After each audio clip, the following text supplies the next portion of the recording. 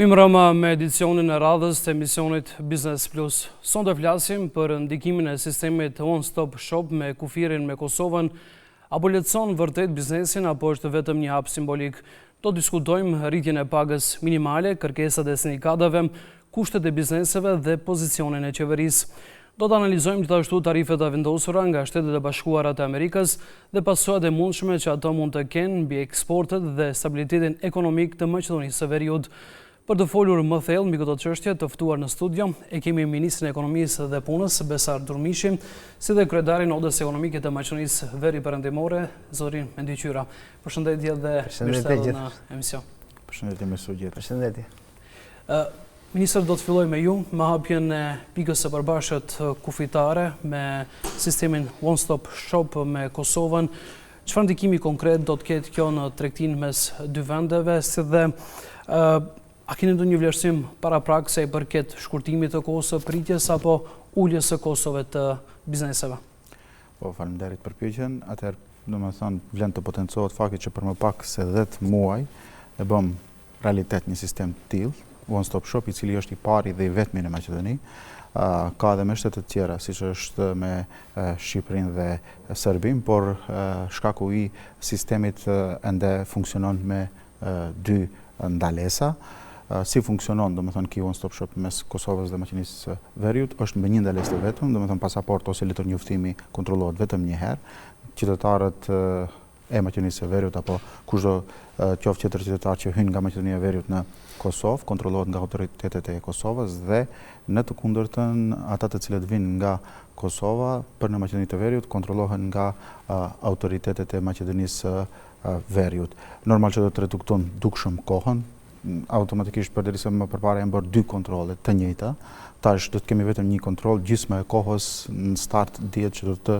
reduktohet. Është një sistem që do të ndihmon në qarkullimin sa më të shpejtë të qytetarëve, qarkullimin e mallrave e kështu me radhë. Do i ndihmon edhe qytetarëve, do i ndihmon edhe biznesit. Sipas informacioneve nga Drejtoria Doganore, shkëmbimi tregtar mes Maqedonisë së Veriut dhe Kosovës së vitin e kaluar ka arritur në nivel diku rreth 407 milionë euro, ndërsa në këtë vend kalim kufitar mesazherisht për çdo ditë kalojnë diku rreth 500 kamion. Zoti Qyra, cilat janë reagimet dhe informacionet e para të cilat i keni nga farristë të cilët operojnë në këtë linjë apo vëren përfitimet edhe në praktikë? Tani, ne si OD gjithmonë jemi opozite pushtetit edhe kritikojmë vazhdimisht, por në rastin konkret sigurisht që është për lëvdat një projekti tillë. Ka qenë kërkesë e kamotshme e Odës? Po, sigurisht ka qenë kërkesë e kamotshme, normalisht që në aspektin jo vetëm të qytetarëve të thjeshtë të cilët shkojnë në Kosovë dhe Anasiltas jep benefitin e vetë për arsye se mundson që ato të lëvizin më shpejt. Shpresojmë, akoma është herët, po shpresojmë që kjo do të japë rezultatet në të ardhmen. Nga aspekti ekonomik sigurisht që jep një pozitivitet, duke ditur që një pjesë e qytetarëve të Kosovës, por edhe të Maqedonisë punojnë në dy shtetet reciproke dhe një pjesë e tyre qarkullojnë për çdo ditë nga Kosova në Maqedoni dhe nga Maqedonia për në Kosovë dhe kjo bën të mundshme që të lëvizin më lehtë dhe më shpejt dhe kjo jep një pozitivitet në aspektin ekonomik. Pjesa tjetër mandej neve kërkojmë që sigurisht shpresojmë që edhe kjo pjesë që është shumë e avancuar, por edhe kjo tërhiqet një ditë, sepse derisa synojmë të futemi në Bashkinë Evropiane, mendojmë që një ditë edhe këto të largohen dhe të jetë lëvizja e lirë sa më e shpejt, por edhe ka aspektin e lëvizjeve të mallrave, të cilat ka një problem në kalimin kufitar dhe kjo edhe në këtë fushë duhet merret dhe të shifet se si mund të zgjidhet një problem që ne kemi afër gjysmë miliarde, domethënë siç thatë juve, qarkullimi shkëmbim tregtar dhe për çdo ditë më shumë rritet dhe kjo është një pozitivitet, kurse nga ana tjetër duhet marrim masë të gjehet forma se si këto tarifat që bëjnë pengesa dhe procedurat doganore të gjehet në formë më e lirë, siç u gjet një formë tanishme për qytetarët, por edhe për mallrat të jetë më frekuentuar, më lehtë të kalojnë dhe biles të stabilizohen ose të jenë të njëjtë, të unifikohen tarifat doganore për të dy shtetet, të cilat do të mundsojnë që të lëvizin shumë më shpejt. Keni ndonjë kërkesë tjetër sa i përket vendkalimeve tjera kufitare, nëse nuk gaboj në vendkalimin Jazhinc, disa herë keni kërkuar që të hapen një terminal doganor? Po, kjo është një kërkesë e kahmoshme, sigurisht që një pjesë e mallrave të cilët janë nga Pollogu duhet kalojnë në Blac ose kalojnë atje me vështirësi dhe kërkojmë që të ketë një terminal doganor. Ne përsëri bëjmë kërkesë, njëkohësisht e bëjmë kërkesën edhe në Qafthan, kalimi kufitar Qafthan, që është shumë i komplikuar, për arsye se aty është më shumë është komplikuar me këtë variantin e ri, për arsye se kanë të bëjmë me një kabin ku dy palet që ndrojnë aty dhe pengojnë njëra tjetrën, derisa njëra merr dokumentet për të identifikuar, pala tjetër e pret derisa të mbyllet kjo, kështu që e ka komplikuar akoma më shumë procesin në raport me procesin e vjetër. Shpresojmë që e njëjta gjë të ndodhe edhe në Qafthan edhe në vendet tjera ku kalojnë qytetarët, nuk flasim vetëm për Kosovë dhe Shqipëri, gjithsesi kjo është një përparësi sepse këtu kemi të bëjmë me shqiptarët të dy krahëve të kufirit ku kanë një lidhshmëri më të madhe, por shpresojmë që kjo të ndodhe edhe në vendet tjera ku qoftë Greqia, qoftë Bullgaria, që të jetë kjo formë e kalimit të qytetarëve sepse ndikon në shumë aspekte si në ekonomike, por edhe ato në pjesën e lirë të qytetarëve. Të ndëlidhem ato që tha që në kufirin e Maqedonisë së Veriut me Shqipërinë në atë zonë, domethënë vetëm që janë parafru mbas të funksionimit të administratës aty, domethënë përsëri bëhen dy kontrolle. Ideja dhe esenca është domethënë të shkurtohet kohëzgjatja, qoftë qytetarëve, qoftë bizneseve të cilët bëjnë shkëmbim tregtar apo transportojnë mallra të ndryshëm, dhe duhet që edhe aty të shifet një model i këtillë siç është bërë në pikën kufitare të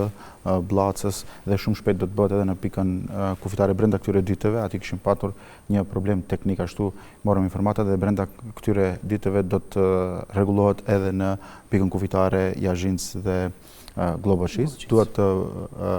potencoj apo të jap një informatë që Kosova randitet në 5 vendet e para me të cilat Maqedonia e Veriut bën shkëmbimin tregtar. Domethënë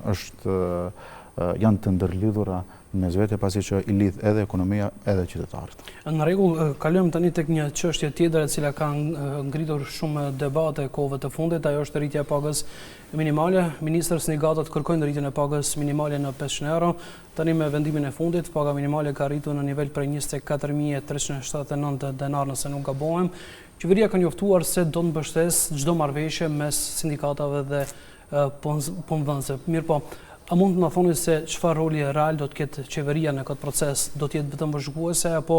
do të ndërhyjë dhe është e gatshme që të gjejë një kompromis mes palëve? Po. E kam përmendur edhe disa raste tjera dhe në disa prononcime tjera të mia që në Maqedoninë e Veriut ka një këshill ekonomik social në të cilin përbëhet nga 3 palët. Domethënë është një këshill ku janë të përfaqësuar edhe përfaqësues të qeverisë, prej 4 anëtarëve, të sindikatave edhe të punëdhënësve. Dhe gjitha temat sociale, siç është edhe e pagës minimale, diskutohet në atë këshill social, ekonomik social. Një herë në muaj minimumi mbajmë mbledhje të rregullta, në qoftë se ka diçka të jashtëzakonshme, mund bëjmë edhe më shumë. Dhe problemi që është faqur këtë ditë në opinion që qeveria, domethënë një lloj forme minimizon apo don të largon komplet debatin social mes sindikatave dhe punëdhënësve për një arsye të vetme dhe për hir të opinionit duhet të informoj që në atë këshill ekonomik social ka pasur sindikate të cilët e kanë humbur të drejtën, jo kanë humbur, po ju ka skaduar afati i përfaqësimit dhe duhet që të zgjidhet, bëhet rizgjedhja mes gjithë sindikatave, se cila sindikat do të jetë reprezentative apo cila do të merr përfaqësimin për vitet e ardhshme. Dhe në mungesë të sindikatave, nuk kishim të drejtë që të mbajmë mbledhjet e Këshillit Ekonomik Social, realisht nuk mund që të funksionon. Ndërsa Ministria e Ekonomisë dhe Punës, gjithsesi qeveria, jemi të obliguar që deri më 31 mars, afati i fundit është kur ne duhet të bëjmë publike apo të shpallim pagën minimale, për arsye që nga paga minimale pastaj bëhet përllogaritë e gjitha pagave tjera, edhe në administratë, edhe në sektorin privat, dhe nëse ne nuk e bënim një hap të tillë, do të bllokoheshin edhe institucionet, po edhe sektori privat. Atë që kemi thënë që në fillim, ne i qëndrojmë asaj, ne jemi për të ndihmuar çdo vendim apo çdo marrëveshje që do të arrihet mes sindikatave edhe punëdhënësve, ne jemi aty që të ndihmojmë dhe të përkrahim, por normalisht duke e parë edhe buxhetin dhe duke i parë dhënat e cilat i kemi edhe nga Ministria e Financave, se ka mundësi që realisht ato vendime të përkrahen apo jo. Jemi të hapur dhe përkundrazi, e ndihmojmë dialogun social. Tani, pasi që sindikatat e kanë humbur të drejtën e përfaqësimit, është formuar komision. Kur pritet të formohet apo të caktohet se kush do t'i përfaqësojë? I cili komision njëjtë përbëhet prej 9 antarëve, 3 kanë punëdhënësit, 3 sindikatet edhe 3 janë përfaqësues të qeverisë, një antar është i Ministrisë së Ekonomisë dhe Punës, një politikës sociale dhe një i Ministrisë së Drejtësisë, të cilët punojnë çdo ditë duke i shqyrtuar të gjitha dokumentet, pasi që ka një numër tepër të madh të dokumenteve, duhet të shqyrtohet çdo antar. Sindikatat të gjithë sillin antarët e tyre, të cilët i kanë. Tihet parafërsisht se kur do të përcaktohet ky trup? Ka ndonjë afat kohor apo? Unë sa më parë që të kryej ky trup punën e tyre dhe sa më parë që të vendosë se cilët sindikata do të jenë përfaqësuese, aq më mirë është, pasi që kemi edhe shumë tema tjera të cilat duhet, apo vendime tjera të cilat duhet t'i marrim në Këshillin Ekonomik Social, të cilat kanë ngelur pezull shkaku i mungesës së funksionimit. Unë mendoj dhe shpresoj që deri në fund të këtij muaji të kryhet i gjithë procesi dhe të thirrim seancën e radhës apo mbledhjen e radhës të Këshillit Ekonomik Social. Duhet të potencoj edhe një herë që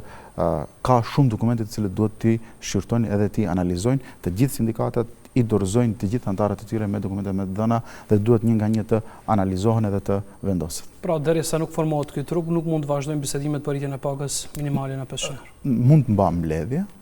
por nuk mund të cilëjmë asnjë vendim. Nuk kanë të drejtë për të marrë vendime, dhe derisa të formohen dhe derisa të zgjidhet ajo sindikati i cili do të ketë të drejtën dhe do të jetë përfaqësuese e sindikatave, nuk mundet që të marrim asnjë vendim. Më pastaj, normal që do të jemi të hapur dhe do i përkrahim çdo marrëveshje që do të sjellin sindikatat edhe punës. Në rregull, zoti Qyra, Oda Ekonomike e Mashinisë Veriperëndimore është shprehur e gatshme që të përkrah rritjen e pagës minimale, por me kusht që do mos rriten kontributet për pjesën e shtuar të pagës. Pse është ky kusht thelbësor? A do të thotë kjo se bizneset nuk janë të gatshme që të paguajnë këtë nivel të pagës minimale pa ndihmën e shtetit? Po, derisa në pyetjen e parë pajtoheshim me qeverinë dhe me ministrin, sigurisht këtu nuk pajtohemi, dhe ne kemi një kërkesë të kahmoshme, bile se edhe nga qeveria e kaluar e kemi ngritur si problem këtë punën e pagës minimale, duke ditur se ekziston informalitet në pagën dhe kërkojmë, kjo vjen si shkak i kontributeve të larta që i ka Republika e Maqedonisë së Veriut, dhe për atë kemi propozuar paga minimale të jetë në 500 euro, me kusht që pjesa nga paga minimale tanishme deri te paga minimale e ardhshme të mos paguhen kontribute, për të ardhur deri te një mesatare e 1% të kontributeve, të cilat do të jetë e barabartë parafërsisht me vendet e rajonit. Kjo është si mundësi më e mirë për të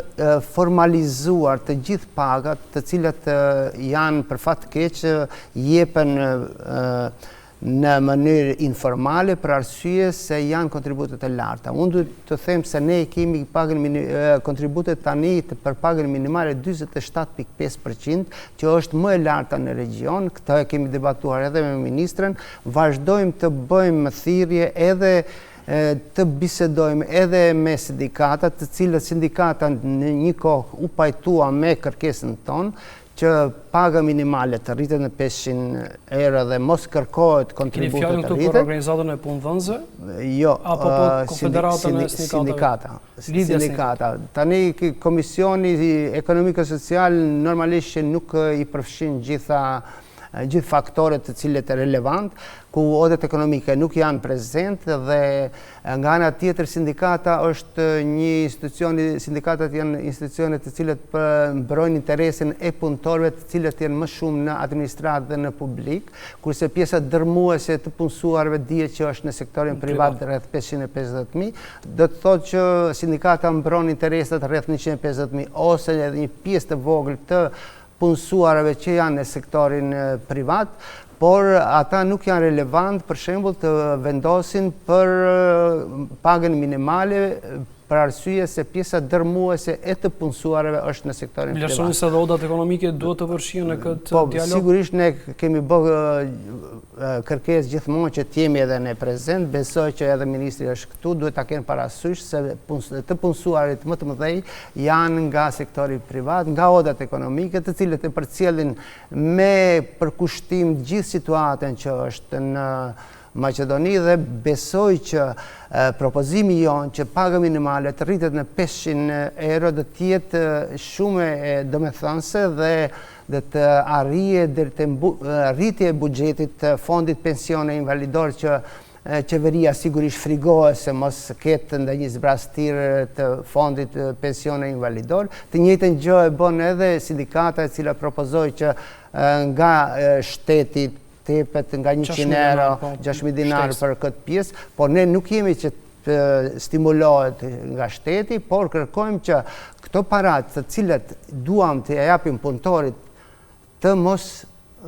futen në pjesën e kontributeve dhe tatimit personal. Ose një kompromis mund të bëjmë këtë pjesë tatimin personal, prej 10% mundet edhe kompanit të paguajnë që në këtë rast të përfiton buxheti ose fondi pensione invalidor. Unë mendoj që propozimi jonë dhe të bëjë shumë reflektim të madh për arsye se ka mikro dhe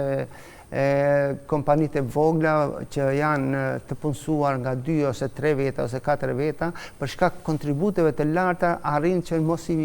paraqesin ato punëtor dhe në rast se kontributet ulen sigurisht një pjesë e madhe e këtyre punëtorëve do të lajmërohen dhe këto kontribute do të futen në buxhetin e fondit pensione invalidor dhe kështu mendojmë që do të rritet fondi i pensione invalidor, jo do të zvoglohet në këtë, se në këtë rast shtetin fondi faktikisht nuk humb asgjë, sepse ato para i japim ne. Në rritjen e pagës minimale sigurisht që penalizohen kompanit për arsye se nuk kanë mundësi të bëjnë pagesat të larta të kontributeve të cilat janë. Unë të them me përgjegjësi se në 1.000 euro pag neto të cilat punëtori duhet të marrë, duhet punëdhënësi të pagoj 519 euro, që është një shumë e madhe. Dhe këtu vjen deri te mandej te informaliteti që faktikisht e destimulon punëdhënësin të arrisë pagën. Ne do gjejmë formë që të stimulohet. Kur tjetë paga minimale 500 euro, sigurisht pagat tjera për punëtorët profesional do të jetë 550, 600, 700, 800 euro dhe kjo do të bëjë, do të japë një mundësi që paga të rritet dhe të shtyje përpara edhe paga tjera. Ministër,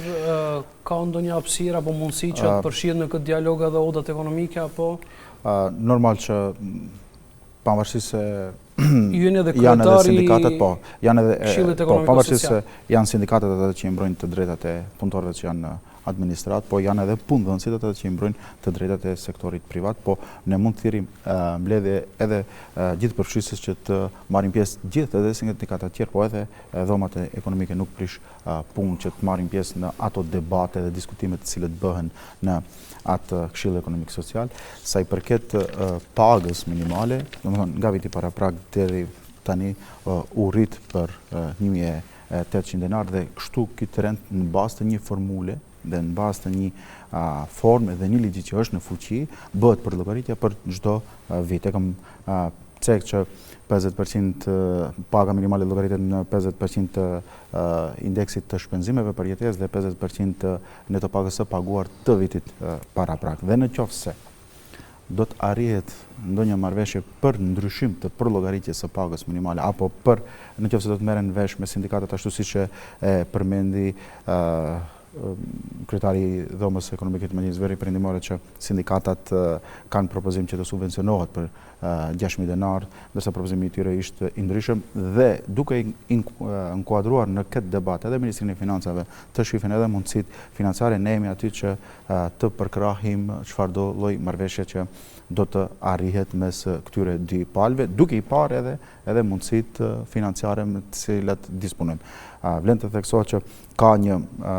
marrëveshje kolektive, në të cilin marrëveshje shumë shpejt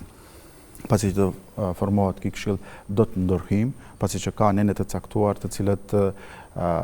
japin arsyeime të ndryshme dhe nuk janë konkrete dhe na ato nene do të duhet që të korrigjohen, aty do të i thirrim të gjithë punëdhënësit, dhomat ekonomike, po edhe sindikatat që të sjellim një marrëveshje kolektive që do të jetë e qartë, e saktë dhe nuk do të ketë arsyeime të ndryshme të atyre neneve. Vlen të potencohet që për këto 6 muaj, domethënë është rrit paga në sektorin e shëndetësisë, në arsim prej 12% në sektorin e shëndetësisë, prej 15% në Ministrinë e Punëve të Brendshme të personave zyrtar, prej 10%, domethënë sendet zhvillohen në drejtim të pozitives apo në drejtim të rritjes dhe në qoftë se shkojmë në këtë trend dhe në qoftë se me këto në qoftë se do të ngele ky ligj në fuqi për llogaritjen e pagës minimale, unë ju garantoj që në vitet e ardhshme ne do arrim edhe 500 euro. Por duhet të shohim edhe produktivitetin e punëtorëve. Duhet të shifet edhe ajo pasi që produktivitetin e kemi shumë të ulët në krahasim me pagën minimale dhe duhet të shkojnë që të dyja paralel. Cili është mendimi jot personal? Mendimi im është kemi rritje jashtë mendimi im është që në çdo vit, në bazë të këtyre parametrave që i kemi arritur deri më tani dhe që shifet se si ecën trendi, mendoj që paga minimale në çdo vit do të ketë rritje. Në rregull. Zoti Qyra, nëse nuk keni ndonjë përgjigje. Mendoj se nëse rritet në këtë formë nga 2.000 dinar, 30 euro, 35 euro çdo vit, ne duhet 2032 të mbrim 500 euro. Që të na mbri edhe Basia Evropiane ku tentojmë 2030 të futemi në Basinë Evropiane ku pagat minimale janë shumë të larta. Për atë ne bëjmë jo rastësisht kemi bërë këtë kërkesë 500 euro. Që përsërit vitet e ardhshme të rritet akoma më shumë. Sepse në këtë formë ne pengojmë edhe migrimin e fuqisë punëtore edhe migrimin e popullatës përgjithësi. Dhe në këtë formë ne arrim që të spaktit të afrohemi pagës minimale e Basisë Evropiane të cilin synojmë pas 3-4 vite ose 5 vite të futemi atje, të cilët në këtë formë që e sjell qeveria prej 2.000 dinar. Shqipërinë e cila nga 1 janari vitit të ardhshëm planifikon të ketë pagë minimale prej 500 euro. Kemi Malin e Zi dhe Bosnjë Hercegovinë që kanë Basinë Evropiane para nesh dhe mendojnë të arrijnë më shpejt edhe për atë edhe neve jo rastësisht e bëjmë këtë pagë minimale 500 euro. 500 euro ne duke ditur që kërkojmë për thash edhe një herë për kompanitë mikro dhe të vogla. Sepse të mesme dhe të mëdhat gati nuk kanë pagë minimale, pak. Unë për shembull në kompaninë time kam 100 sa të punësuar, mund të kem 5-6 vetë që kanë pagë minimale. Të gjithë tjerët kanë pagën shumë më të lartë se kaq. Domethënë, jo vetëm unë, po edhe shumë kompani tjera të cilat kemi biseduar si antarë të ODës, pagë minimale kanë shumë pak përveç kompanitë e vogla ose kompanitë të cilat janë familjare, të cilat e kanë pagat minimale dhe në këtë drejtim ne duhet shtyjmë përpara që të rrisim pagën sepse është një element kryesor i cili do të ndihmojë në fuqinë punëtore, e cila në Maqedoni dihet jo vetëm në Maqedoni, por edhe region është deficitare shumë edhe është një pengesë shumë e madhe për zhvillimin ekonomik dhe biznesin përgjithësi. Shpresojmë që palët mes vete të gjenjë një gjuhë përbashkët dhe të kemi rritjet pagës minimale për arsye se shpresoj që duhet ta kuptojnë që propozimi jonë është shumë real dhe nëse analizohet propozimi jonë sigurisht që do të shohim që përfitojnë të gjithë. e kthejmë informalitet në formalitet. Në rregull, kalojmë tani tek tarifat amerikane, të cilat e tronditën ekonominë globale dhe kanë shkaktuar tensione dhe pasigurinë në skenën ndërkombëtare, edhe pse tani të njëjtat janë pezulluar për 90 ditë. Zoti Qira, ju keni deklaruar se tarifat e reja nga Shtetet e Bashkuara të Amerikës përbëjnë një barë të rëndë për eksportet tona, por gjithashtu keni kërkuar që qeveria të ndërmerë masa urgjente. Cilat do të ishin ato masat, cilat duhet të ndërmerren nga institucionet dhe të mbrohet në një farë mënyre konkurrentshmëria e kompanive vendore? Shive, tani ne eksport me Shtetet e Bashkuara të Amerikës kemi diku 119 milion, diku aty pavarësisht, nuk është dhe një shumë e madhe, dhe ajo pjesa dërmuese është eksport nga zonat e lira, tirës që e quajnë, dhe nuk kemi. Megjithatë, ne si shtet çdo milion që del, produkt që del jashtë shtetit, duhet ta mbrojmë dhe ta stimulojmë edhe që të prodhohet këtu. Rastin konkret, sigurisht që ne do të pasojmë, po unë bëra një deklarate që e dhash, sigurisht ne duke ditë që kemi partner strategjik Amerikën, dhe si të tillë duhet silemi dhe duhet të kërkojmë që ne të spakti të barazohemi me shtetet në region siç është Shqipëria dhe Kosova, ku tulen këto tarifat nga 33% sa janë në 10%, për atë mënyrë që spakti kompanitë të cilët veprojnë dhe japin produkte jashtë shtetit mos kalojnë në shtetet tjera, të cilët rrezikojnë që selit ose produktet e këtyre kompanive të kalojnë në shtetet ku janë tarifat në 10%. Dhe kjo varet gjithmonë prej politikës se çfarë do të ndërmarrë qeveria, duke ditur që partneri jonë strategjik Amerikës, Shtetet e Bashkuara të Amerikës, besoj që mund të na dëgjojnë duke parë parasysh raportet që kemi, dhe këtu e kisha edhe qëllimin dhe kërkesën që qeveria të angazhohet më shumë në këtë drejtim. Zoti Durmishi, qeveria ka ndonjë plan konkret rreth këtij vendimi? Realisht e thatë edhe ju që për 90 ditë domethënë ato tarifa janë shtyrë, dhe nëse keni parë informacionet të cilat kanë ndarë, nuk kanë qenë të informuar besoj administrata e Shtetet e Bashkuara të Amerikës, që aty kanë shënuar që tarifat nga Maqedonia e Veriut për në Shtetet e Bashkuara të Amerikës është 65%, dhe ato kishin vendosur një tarif ndaj neve për 33%, në fakt është 15% tarifa nga Maqedonia e Veriut për në Shtetet e Bashkuara të Amerikës, gjithë ata tregtarë të cilët eksportojnë. Menjëherë pas atij informacioni, Ministria e Punëve të Jashtme, e cila tani e ka edhe tregtinë e jashtme, janë venduar në kontakt me administratën e Shteteve të Bashkuara të Amerikës dhe punojnë për gjetjen e një zgjidhje. Punohet në drejtim që edhe të vendoset në 0% tatim për eksportin nga Maqedonia e Veriut, të cilët do të bëjnë në Shtetet e Bashkuara të Amerikës, sa i përket ndikimit është shumë i vogël. Ndikimi i atyre tarifave nga Shtetet e Bashkuara të Amerikës të vendosura për Maqedoninë e Veriut, parasysh që kemi një shkëmbim tregtar tepër të ulët në krahasim me shtete tjera, po ashtu siç përmendi edhe kryetari i Dhomës Ekonomike, që edhe çdo milion edhe çdo cent i cili del apo hyn duhet që të jetë në dobi të qytetarëve dhe të vendit, dhe për ato punohet dhe shumë shpejt do të dalin me qëndrim zyrtar. E dim se eksporti është në nivel të ulët në drejt Shteteve të Bashkuara të Amerikës, miro po rreziku sipas shumë ekspertëve këtu është se do të preken vendet e Bashkimit Evropian, sidomos Gjermania, me të cilën ne kemi një shkëmbim tregtar, dhe kështu në fakt në mënyrë indirekte ne do të prekemi si në mënyrë indirekte Shtetet e Bashkimit Evropian, në qoftë se preken nga tarifat të cilat do të sillen pas 90 ditëve, indirekt do të ndikojë edhe te ne. Gjermania është një vend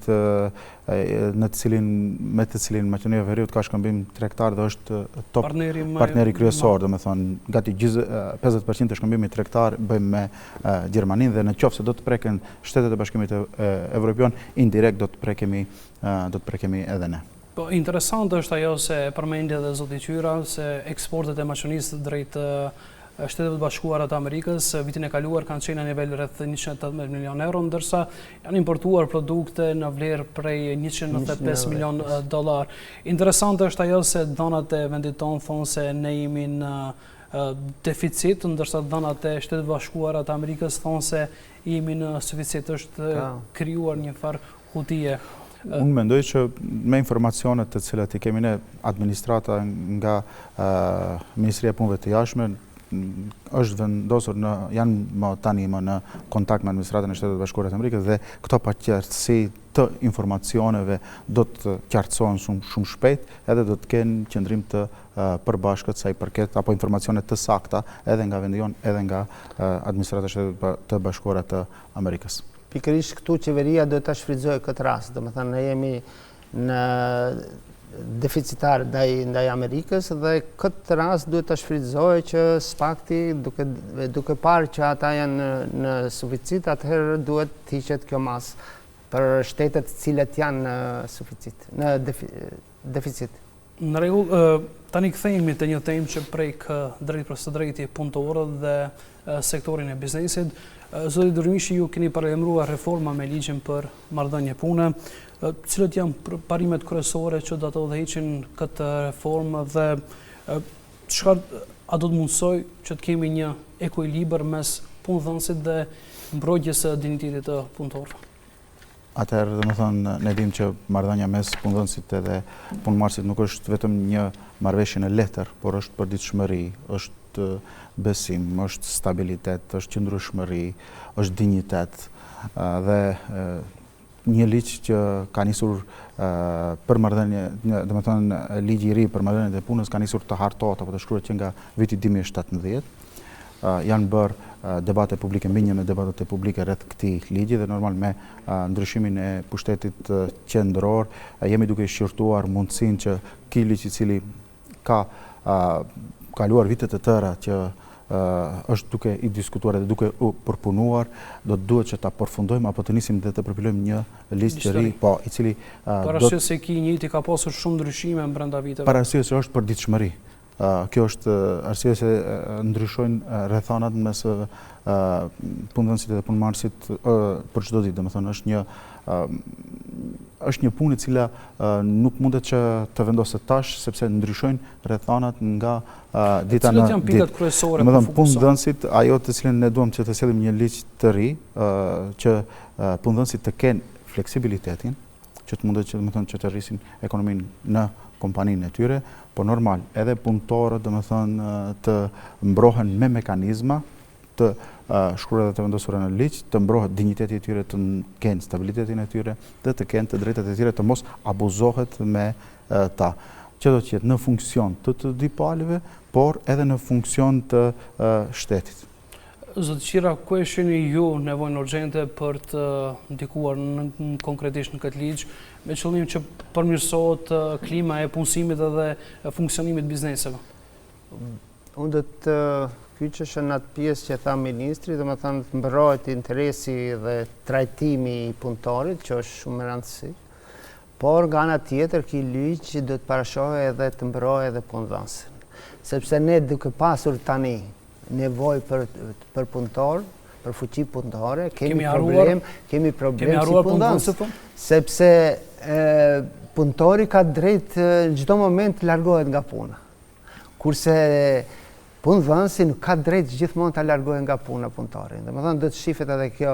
punë, domethënë po të largohet, duhet dihet ku të shkojë dhe të jepet një certifikat që largohet për X arsye ose jo për çep. Normalisht që ky ligj është i mirëseardhur në aspektin kur duke ditur që neve kemi probleme me fuqinë punëtore dhe nevojë të madhe për fuqinë punëtore dhe rritja, nëse vjen edhe të rritja e të punësuarve të cilat janë të aftë të kontribuojnë ose të jenë produktive akoma edhe pas pensionit nga 64 vite në 67-8 vite, siç është në perëndim, të cilët e shfrytëzojnë maksimalisht, personat të cilët janë të aftë vazhdojnë edhe mbi 67%, sepse shumë shtete në perëndim kanë atë kufirin e pensionimit e kanë 65-67 vite dhe mendoj që e njëjta gjë duhet bëhet edhe tek ne, sidomos për kuadër profesionalit të cilët ne na mungojnë tani për tani dhe duhet vazhdojnë ato me një pag plus normalisht, përveç pagës që dhe të marrë nga pensioni që ka në 64 vite, mendojmë që punëdhënësit pagojë edhe një pag tjetër e cila dhe caktohet sigurisht me ligj, që ta përfitojë punëtori i cili ka nevojë dhe është i aftë edhe psikofizikisht të kontribuojë në kompaninë edhe në produktivitet dhe besoj që do të jetë mirëseardhur nëse kompletohet ky ligj i cili pritet kaq motëve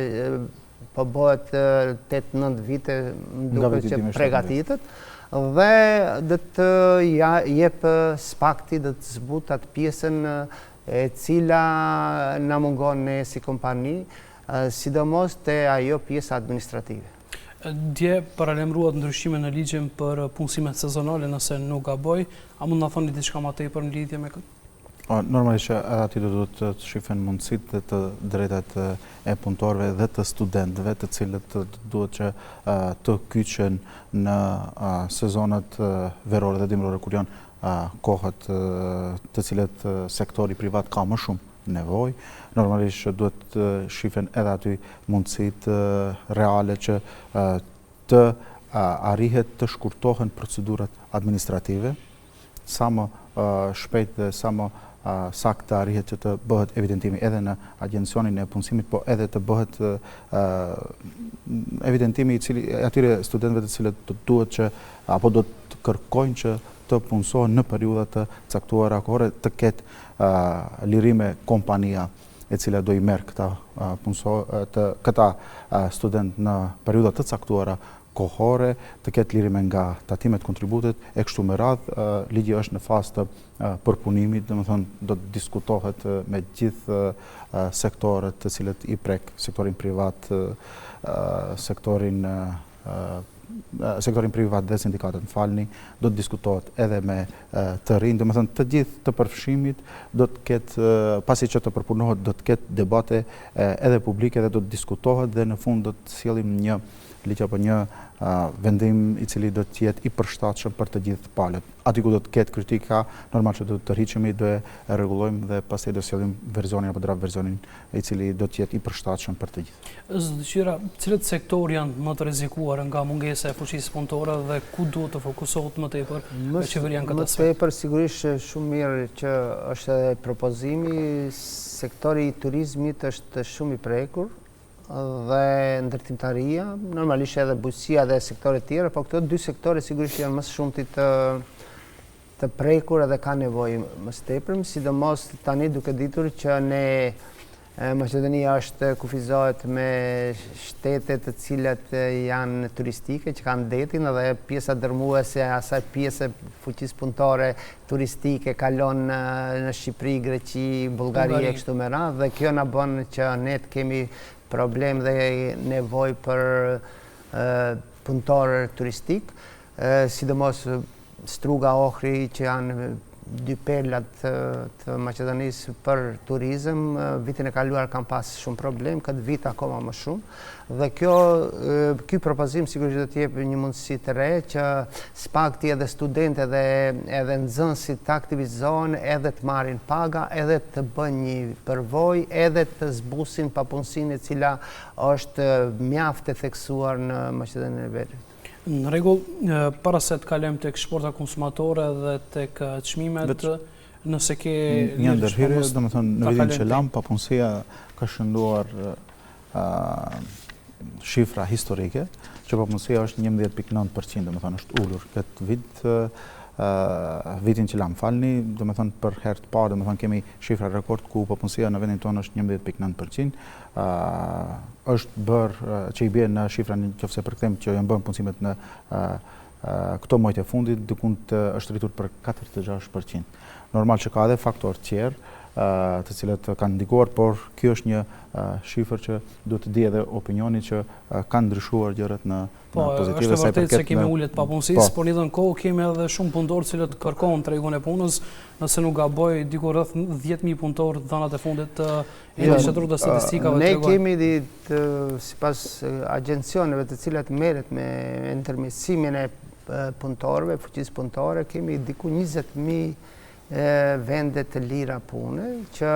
kjo ndikon edhe atë në ulljen e papunësisë. Në fakt, unë mendoj që nuk është as 11% papunësia në Maqedoni, por është akoma më e ullë, duke ditur që 100.000 punëtorë presin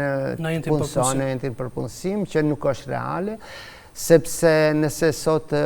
hap ti bën një kërkesë në jentin për punësim të vije dikush të punojë, vështirë që e gjen, dhe nga një punëtor i thjesht, punëtor krahu deri te punëtori profesional, vështirë që e gjen, dhe kjo do të thotë që nuk është 11, por do të jetë shumë e ulë, sepse nga ana tjetër 100.000 vende punëtor kërkojnë punë, kurse nga ana tjetër ka 20.000 vende të lira, dhe këtu do të funksionojnë institucionet që këto 100.000 që janë presin punë, duhet të aktivizohen, gjehet format cilët ose punojnë në informalitet të cilat dhe të kthehen të punojnë në kompanit të cilat aty dhe të punojnë zyrtarisht dhe të kene edhe kontribute edhe tjere, mos marrin nga ndihma sociale të cilët e ngarkojnë këtë buxhetin që thash unë më herët në lidhje me pagën minimale. Dhe më thënë, nëse ato punësohen këto 100.000 ose 50.000, 30.000 punësohen në sektorin privat, sigurisht që dhe të rritet buxheti i fondit pension e invalidor për arsye se dhe të punësohen dhe të pagojnë paga në vend ka ana tjetër që këto të njëjtit marrin nga shteti asistencat të cilat e ngarkojnë buxhetin social. Në rregull, para se të kalojmë pjesën e fundit të emisionit, më intereson shkurt ka filluar që t'ju paguan mjetet nga tatimi solidar kompanive, gjithsesi kemi shumë kompani të cilat janë antar të odës tuaj. Tani, oda ekonomike si pris, si bartës si gjithë kësaj problematike që dërguam në gjykatën kushtetuese ankimimin dhe fituam si rast dhe rast unikal, gjithsesi është për të lëvduar edhe për të përgëzuar ky rast dhe me vendimin e rit e dihet që vendimi i gjykatës kushtetuese nuk interpretohet dhe këto mjete duhet të kthehen kompanive. Ne kemi biseduar me Ministrin e Financave, por edhe me Kryeministrin, por edhe me Ministrin e Ekonomisë, që këto mjetet shihet që në formë më të përshtatshme të kthehen kompanive, të cilët me një marrëveshje trekançe, të them ashtu, oda ekonomike, biznesi dhe qeveria, gjehet një formë që të fillohet të paguhet. Na është premtuar që këto mjete do të fillohet të kthehet, ne do të shohim metodën, formën, mënyrën më të lehtë mundshme për të kthyer këto mjete, që mos ngarkohet edhe buxheti, sepse është një buxhet shumë i madh, diku 50 milion, megjithatë jemi këmbgulës se ato mjete do të kthehen kompanive të cilët u është marrë në mënyrë pa drejtë dhe të jepet një reflektim ose një pasqyrë që në të ardhmen mos ndodhin gjëra të këtilla, sepse shkakton tronditje në këto dy palët, edhe nga biznesi edhe qeveria. Ikën një qeveri, vjen një qeveri tjetër, por këto gjëra duhet të mendohen mirë kur të sillen, sepse shkaktojnë dëm. Dhe shpresojmë që të gjejmë një gjuhë përbashkë që për një kohë caktuar të kthehen këto mjete dhe të shfrytëzohen në kompanitë të cilat japin produktivitet më të thjeshtë. Ministër, edhe pse kjo çështje më tepër i takon Ministrisë Financave, nëse keni ndonjë informacion se kur kompanitë mund të presin rikthimin e mjeteve? Po jo, unë kam vetëm si informacion në takimet që kemi pasur për këtë problematikë, ndërsa gjithçka tjetër që duhet të bëhet si procedurë është në Ministrinë të Financave dhe nuk e kam si informacion se deri ku ka mbritur procedura dhe kur duhet që kompanitë t'i marrin ato mjete. Në rregull, kalojmë tani tek shporta konsumatore mesatare. E keni është paralajmëruar se do të formohet një shport e re konsumatore. Çfarë do të ketë ndryshe në këtë shport nga ajo të cilën e krijon lidhja e sindikatave dhe cili është qëllimi i gjithë kësaj? Atëherë, domethënë, ka qenë propozimi im në Këshillin Ekonomik Social që të bëhet një shport konsumatore mesatare për një familje në cilën do të ketë të dhëna të sakta, të cilat merren nga institucionet relevante. Shporta minimale sindikale që çdo muaj që e informojnë opinionin sindikatat, aty kemi analizuar se metodologjinë për llogaritjen se si është bërë, informacionet të cilët i marrin për çmimet, artikujt të cilët i vendosin, dhe kemi parë që shpeshherë nuk korrespondojnë. Ka artikuj të cilët janë të vendosur në periudha të caktuara kohore që do thosha asnjë familje ose shumë pak numër i vogël i familjeve mund që ti konsumojnë apo ti përdorin, dhe informacionin të cilin e marrin për çmimin që vendosin ata për artikuj, marrin vetëm në 2 zinxhir të marketesh dhe një market që është online. Për këtë arsye kemi parë që nuk ka për llogaritje të saktë dhe informohet opinioni nuk informohet drejt, por informohet gabim. Me propozimin timin më pastaj, qeveria më ka autorizuar si bartës i këtij procesi të formoj një grup pune me të cilën do të punohet rreth formimit të një metodologjie të re të përllogërisë së shportës mesatare. Bashkërisht, në atë grup pune ka përfaqësues nga Ministria e Financave, e Bujqësisë, nga Komisioni për Mbrojtje të Konsumatorëve, Inspektorati i Tregut, enti statistikor, nga doganat ka përfaqësues, domethënë të gjithë institucionet të cilët janë relevante rreth përllogëritjes apo metodologjisë së përllogëritjes në një shporte mesatare konsumatore. Në këto 2 muaj që kanë kaluar, domethënë kanë punuar intensivisht dhe është në fazën finale. Shumë shpejt, pasi që të formohet edhe Këshilli Ekonomik Social, do të dorëzohet deri në qeveri që të shohin të gjithë antarët të tjerë të qeverisë, dhe do të dorëzohet në Këshillin Ekonomik Social, ku do të debatohet dhe do të diskutohet rreth kësaj metodologjie të cilën e ka përgatitur ky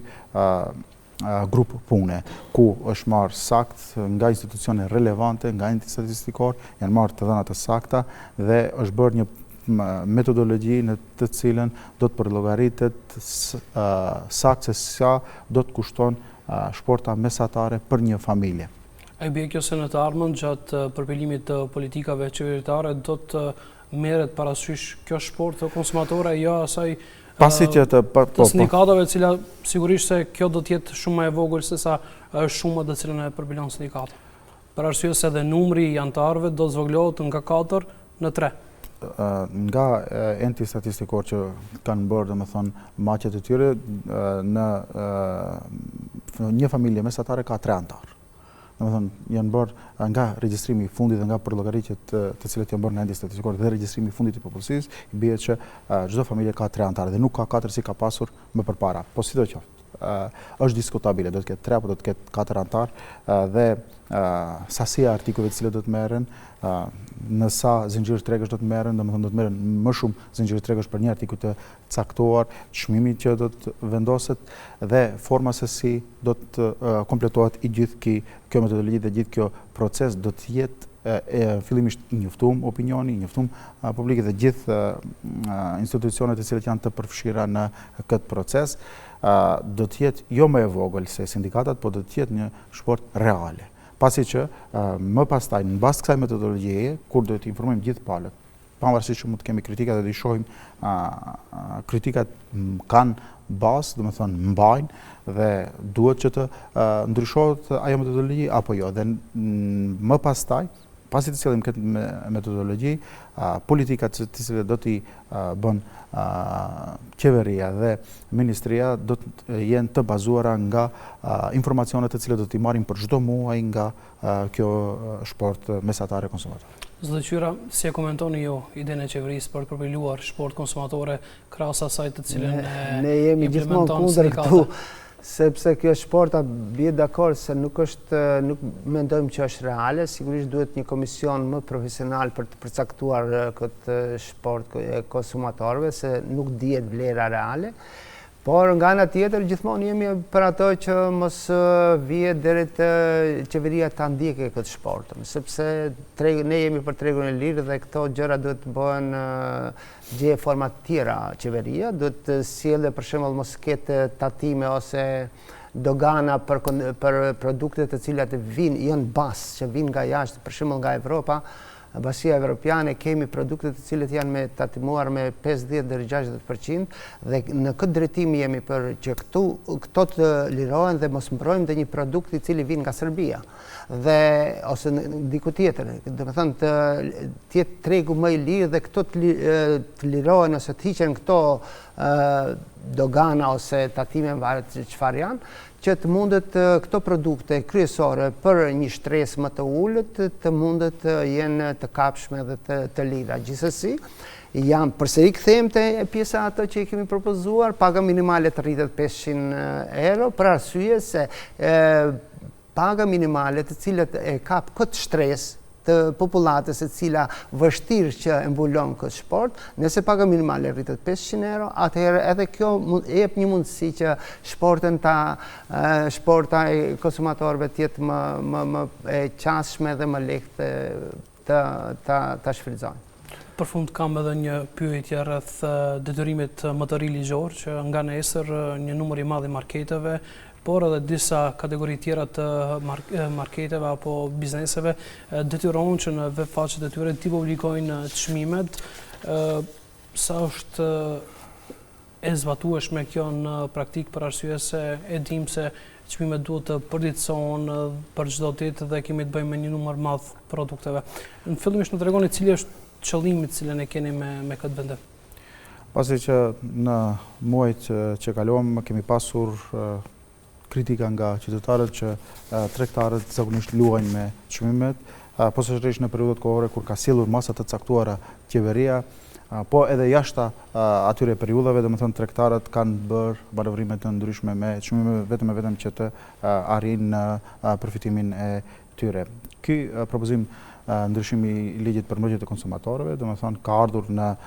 4 mars në fuqi dhe brenda 45 ditëve duhet që Ministria e Ekonomisë dhe Punës të përgatitë një rregullore, në bazë të asaj rregullores të gjithë tregtarët të cilët tregtarët e vegjël të mesëm dhe të mëdhenj të cilët shesin apo veprimtarinë e kanë në tregtim me pakic, do të duhet që të gjithë çmimet të paraqesin në web faqen e tyre zyrtare deri në ora 10 ditës. Dhe nëse do të ketë lëshime të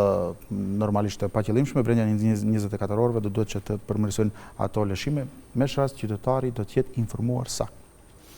Domethënë, në cilin do zinxhir të marketeve do të donë që të blej, do i ketë çmimet e shënuara për çdo ditë të përtitësuara, ku do të shef se dhe do të vendos vetë për parët të cilët i ka ai, do të vendos vetë se ku do t'i shpenzon, duke ditur sakse çmimet e artikujve se sa kushtojnë në marketet të ndryshme. Ky ligj nuk i kap, nuk i përfshin mikrotregtarët, ata të cilët kanë të punësuar deri në 10 punëtuar. Domethënë bëhet fjalë për të gjithë tregjet që shesin, faktikisht të gjithë tregjet që shesin artikuj me pakic apo kanë veprimtari të tillë, të gjitha llojeve, tregtarët e vegjël të mesëm edhe të mëdhenj, por nuk i përfshin mikrotregtarët të cilët kanë një numër të vogël të punësuarish. Më shumë fokusi është tek zinxhirët e tregtarëve të cilët kanë zinxhir marketesh që realisht patëm një rast para një muaj ku kishin bërë marrëveshje, 2-3 tregtar, para një muaj patëm rast ku 4 tregtar, domethënë kishin bërë një kartel marrëveshje që të ngrisin çmimet dhe kjo ndikon në çdo familje, ndikon në çdo qytetar. Ne jemi këtu për të mbrojtur standardin e tyre dhe për t'ju dalë në krah. Zoti Qyra, si e vlerësoni ju këtë vendim? Ka dy anë, një anë pozitive dhe një anë negative. Pozitive është që është transparente dhe bën të mundshme tregun e lirë dhe bëhet më kapshëm për qytetarin, për konsumatorin, sepse ka një pasqyrë të pastër dhe e din ku të shkojë, do të thënë mos shkohet te verja, ne të shkohet te një market tjetër i cili është më i lirë. Dhe kjo është mirë, por ka ana tjetër dhe të ketë probleme në praktik për zbatimin e saj, për arsye se duhet angazhimi i kuadrove të reja, të cilat duke ditur që ndryshimet e çmimeve vinë shumë shpesh dhe duhet të përditësohen ato çmime dhe duhet kompanitë të angazhojnë kuadro të reja. Për mendimin tim është mirë që të jepet edhe një afat kohor pak më gjatë që të bën një kuadër profesional të cilët sigurisht do të kenë nevojë për punëtor tjerë dhe kur ato kjo të stabilizohet dhe tablohet ky propozim, atëherë do të jetë e mirëseardhur gjithsesi, sepse kemi më shumë transparent. Ne si Odë Ekonomike Maqedonisë Veriut Perëndimore gjithmonë jemi për transparencën dhe transparenca jep më shumë mundësi edhe për qytetarët, por edhe për shoqërinë, mandej konkurenca ne ta bëjnë ndër me vetin mes kompanive dhe marketeve, mënyrën që sa më shpejt ta ecin përpara. Konkurenca është e mirëseardhur duke sjellur cilësi dhe shërbime më pozitive. Nëse nuk keni çfarë të shtoni, ju faleminderit për pjesëmarrjen tuaj në emision. Faleminderit për ftesën. Faleminderit për ftesën, ne jemi të mirëseardhur gjithmonë. Këtu ju edhe ne këtu të jemi gjithmonë të debatojmë këto probleme, të cilat janë gjithmonë ndryshojnë nga dita ditës dhe kemi mjaft probleme në ekonomi, po shpresojmë që me një angazhim më të madh mos dorëzohemi dhe të punojmë më shumë. Patyshim, ne këtu jemi. Ne faleminderit. Shikues nderuar, ndoqët kështu debatin mes Ministrit të Ekonomisë dhe Punës Besar Dumishit dhe kryetarit të Odës Ekonomike të Maqedonisë Veriut Perëndimore, zotëri Mendi Fyra. Ju faleminderit për vëmendjen, natën e mirë.